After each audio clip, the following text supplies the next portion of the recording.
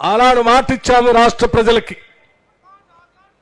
కాంగ్రెస్ ప్రభుత్వం రాగానే నిరుద్యోగ యువకులకు సంబంధించి జాబ్ క్యాలెండర్ను ప్రకటిస్తామని చెప్పాం. పబ్లిక్ సర్వీస్ కమిషన్ ప్రక్షాళన చేస్తామని చెప్పాం. చెప్పినట్టుగానే ఇప్పటికే పబ్లిక్ సర్వీస్ కమిషన్ ప్రక్షాళన చేయటమే కాదు, గ్రూప్ 1 పరీక్షని ఒక్క పేపర్ కూడా లీక్ కాకుండా ఈరోజు పరీక్షలు నిర్వహించి ఈ రాష్ట్ర ప్రజలకు చూపించాం.